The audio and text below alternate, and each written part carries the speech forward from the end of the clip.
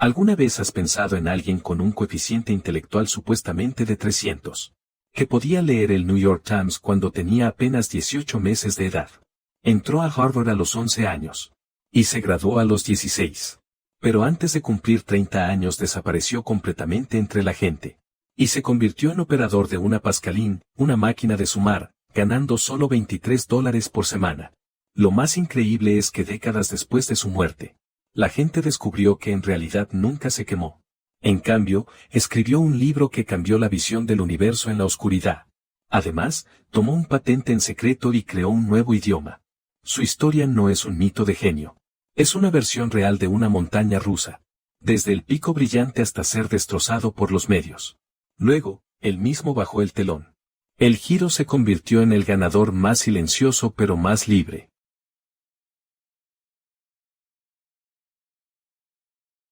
En 1909, un niño de 11 años entró al aula de Harvard.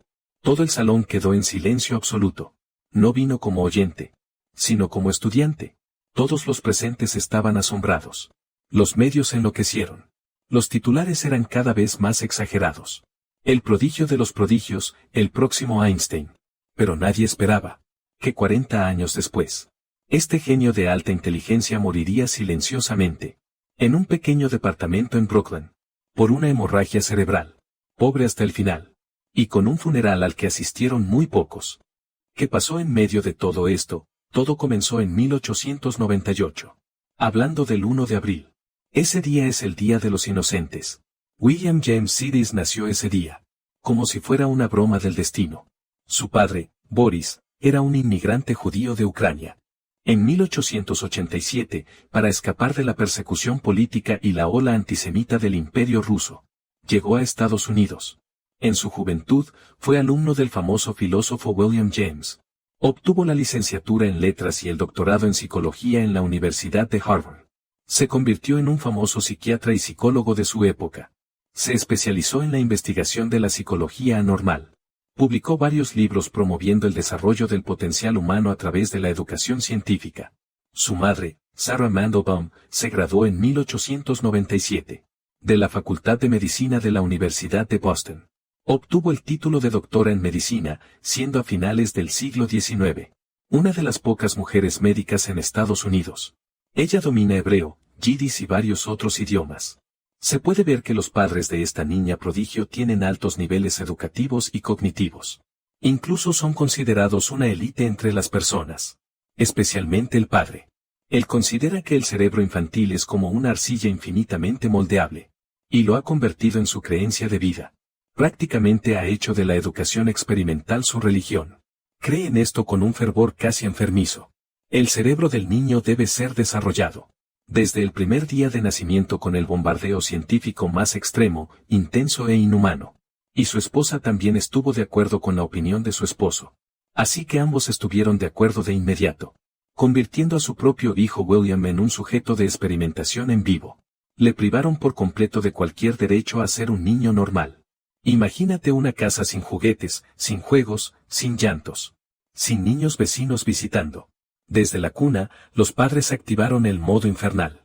A los 6 meses, William ya estaba obligado a reconocer letras. A los 18 meses, sus padres le metieron el New York Times en las manos. Lo forzaron a leer por su cuenta. Mientras leía, lo presionaban a que repitiera. A los 3 años, le enseñaron a escribir. Aprendió latín por su cuenta, y en la mesa no había charlas. Sus padres se turnaban para darle clases de matemáticas avanzadas y de idiomas. A los 5 años, William se vio obligado a escribir un trabajo sobre anatomía.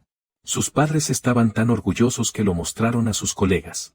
Dijeron que había inventado una fórmula que podía calcular en segundos qué día de la semana fue cualquier fecha de la historia. Y lo usaron como prueba de genio de su hijo para presumir por todas partes. A los 7 años, sus padres no le permitieron asistir a una escuela primaria normal. En cambio, en su casa, completó en solo 7 meses el currículo de 7 años de primaria. A los 8 años, William dominaba 8 idiomas.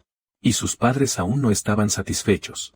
Él se vio obligado a inventar un idioma llamado Vendergod. Un sistema duodecimal con 8 modos verbales. Seguro que nunca has oído hablar de él porque es creación propia. Puedes entenderlo como un idioma nuevo desarrollado por una familia usando su inteligencia. La gente común simplemente no puede entenderlo.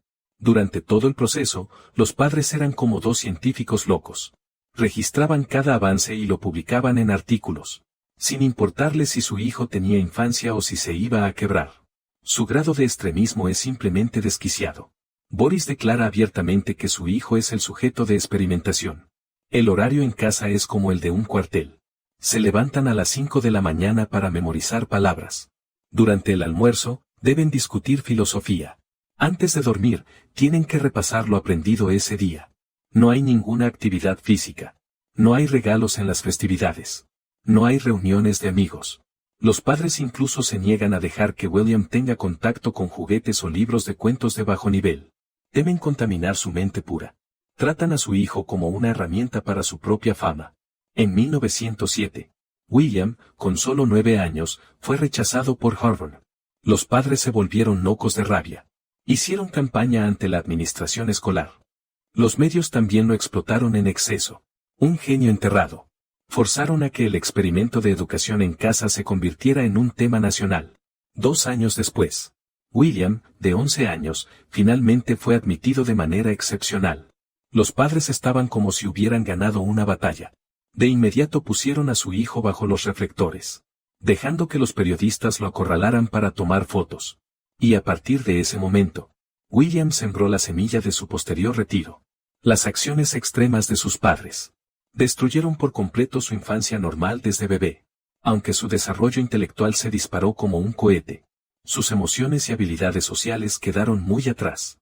Era como un pequeño monstruo encerrado en una jaula de conocimiento. Los compañeros de Harvard lo molestaban. Se burlaban de él porque nunca había tenido una relación. Ni sabía jugar al básquetbol. Para todos, era un bicho raro. Desde pequeño, desarrolló una aversión hacia la gente. El 5 de enero de 1910, William, de 12 años, dio una charla sobre objetos de 4 dimensiones en el Club de Enseñanza de Harvard. Hablaba con gran confianza. Incluso los estudiantes de posgrado quedaron sorprendidos por su explicación sobre la visualización matemática del espacio tetradimensional no euclidiano. Estaba presente Norbert Wiener, quien más tarde escribió en su libro que esa conferencia podría enorgullecer a cualquier estudiante de primer año. El aplauso fue ensordecedor. William se convirtió instantáneamente en un ídolo nacional. Pero detrás de los aplausos había un frío candado forjado por sus padres. Los periodistas lo acosaban a diario. Las expectativas de sus padres pesaban como una montaña. Y no dejan de presumirlo en los medios. Dicen que nuestro método educativo es el futuro de la humanidad. Sus calificaciones subían y bajaban. Pero en 1914 se graduó con honores. A los 16 años ya tenía una licenciatura en letras. El día de la graduación, los reporteros lo rodearon de nuevo. Pero esta vez, William les respondió fríamente: quiero vivir una vida perfecta. La única manera es vivir en reclusión. Siempre he odiado a la multitud. Esta fue su primera señal pública de cambio. Después de graduarse de Harvard, William, de 17 años, fue profesor de matemáticas en el Rice College de Houston. Fue el profesor universitario más joven en la historia de Estados Unidos. Enseñaba geometría euclidiana, geometría no euclidiana y hasta escribió libros de texto en griego. Pero sus estudiantes eran todos mayores que él. En clase, lo que él decía era tan profundo que nadie podía entenderlo, y todos se quejaron pidiendo que terminara la clase. Un año después, William solo pudo renunciar con la cabeza baja. Luego, ingresó a la Facultad de Derecho de Harvard para estudiar Constitución y Filosofía. Pero en 1917, Estados Unidos se unió a la Primera Guerra Mundial. Él fue influenciado por el socialismo de sus padres. Su postura contra la guerra era muy clara. En el Día del Trabajo de 1919, participó en una manifestación y fue arrestado. En ese momento, el destino le dio un duro golpe. Durante la primera época del Miedo Rojo, el gobierno arrestó a algunos radicales. Sus padres no solo no lo protegieron, sino que enviaron a su hijo al hospital psiquiátrico que ellos mismos dirigían.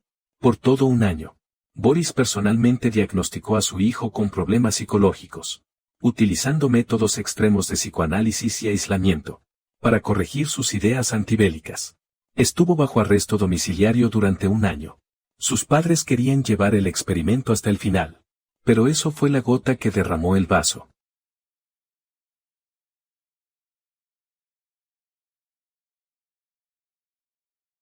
Cuando salió, perdió toda confianza en los medios públicos. E incluso en sus propios padres. Se dio cuenta de que el amor de sus padres no era amor, sino el control más cruel. Los reflectores no son gloria, sino una prisión. Su educación extrema lo convirtió en un genio, pero también le quitó el derecho de ser una persona común. Después de salir de prisión, hizo el mayor giro de su vida. Desaparecer por completo. En 1921 regresó a la costa este, antes estuvo bajo arresto domiciliario en California. Ya no usaba su verdadero nombre ni aceptaba entrevistas. Se mudó en secreto y vivió bajo otro nombre. Se convirtió en un empleado común, con un salario semanal de $23. Vivía en un departamento barato y comía comida sencilla. Los medios alguna vez lo buscaron, pero él simplemente se escondió, porque estaba cansado de ser el experimento de sus padres. Cansado de ser exhibido como monstruo por los medios. Cansado de ese bombardeo loco que empezó desde la cuna. Él escribió en sus notas privadas que solo quería buscar un conocimiento puro y no quería ser distraído por la fama, el amor o el arte. Esas distracciones lo agobiaban. Incluso estableció 154 reglas para su vida. Una de ellas era permanecer soltero de por vida. En 1926, The New Yorker publicó un artículo burlándose de él, de niño prodigio a ser un común mortal. El título era extremadamente cruel. William se enfureció. Demandó directamente y ganó. Recibió una parte de la indemnización. Pero no celebró. Solo se escondió aún más. Quería recuperar su libertad con anonimato. Y proteger su cerebro para que siguiera funcionando con normalidad. Y aquí termina la historia. ¿Crees que él se ha rendido? Estás muy equivocado. Este es el giro más sorprendente de la historia. Durante 30 años de reclusión, Wei Yan nunca dejó de usar su mente. Escribió en secreto innumerables cosas bajo seudónimo. En 1925 se publicó Lo vivo y lo inerte. Es un libro que explora la segunda ley de la termodinámica en cosmología. El libro milagroso sobre el origen de la vida. Predijo un concepto similar a los agujeros negros. Habló sobre vida extraterrestre. El ciclo de los planetas vivos. Richard Buckminster Fuller lo leyó después. Y dijo que coincidía mucho con mi teoría de la sinergia. En realidad, nadie prestó atención a este libro en ese entonces.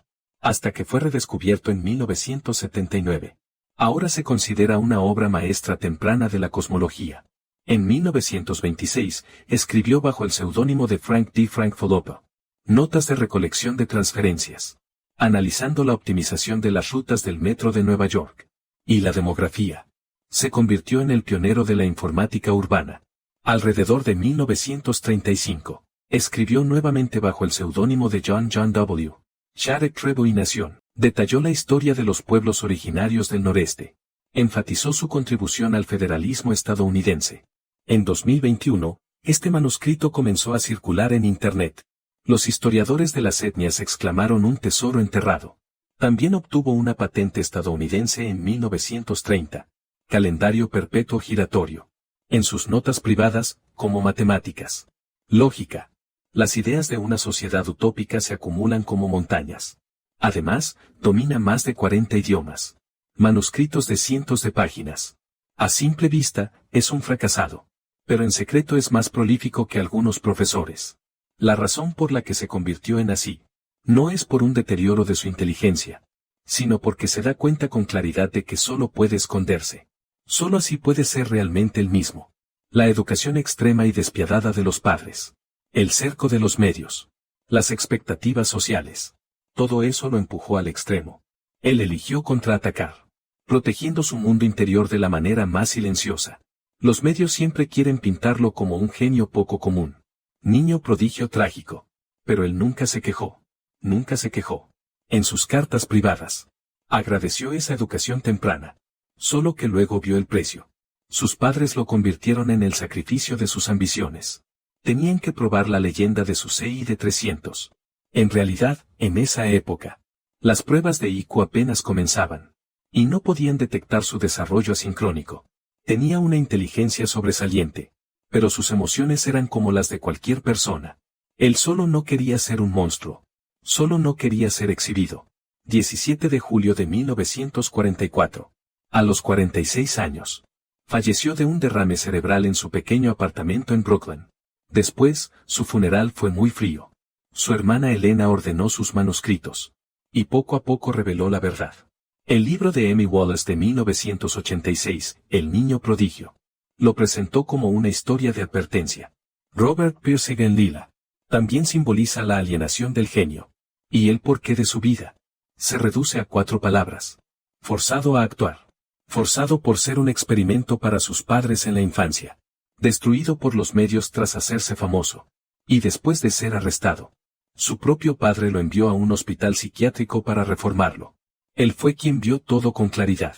Eligió cambiar el aislamiento por la libertad y la frecuencia por la creación. No permitió que el genio se convirtiera en una bomba o una herramienta, sino que lo dejó arder silenciosamente en la oscuridad. Ahora, mirando atrás, William fue elevado al altar desde bebé por el bombardeo extremo de sus padres. Brilló en Harvard y luego fue arrestado y encarcelado. Fue lavado el cerebro por sus familiares. Cada paso parecía que el destino lo empujaba al precipicio. Pero no se murió al caer. Al contrario, rebotó en el fondo del valle, cambiando el anonimato por libertad, creando bajo constante protección. Hoy vivimos en una era de crianza de niños prodigio y ansiedad por la educación temprana. Ver a William es como mirarse en un espejo. La ambición de los padres, el morbo de los medios, las expectativas de la sociedad, pueden convertir a un genio en un monstruo. Pero él demostró, de la manera más tranquila, que la verdadera inteligencia es saber cuándo apagar la luz y cuándo encenderla por uno mismo. Bueno, eso es todo. Este fue el contenido de este episodio. ¿Qué opinan ustedes sobre la historia de William? Puedes dejar tus comentarios abajo en la sección de opiniones. Si te gustó el video, no olvides darle like, guardarlo y compartirlo. Nos vemos en el próximo video.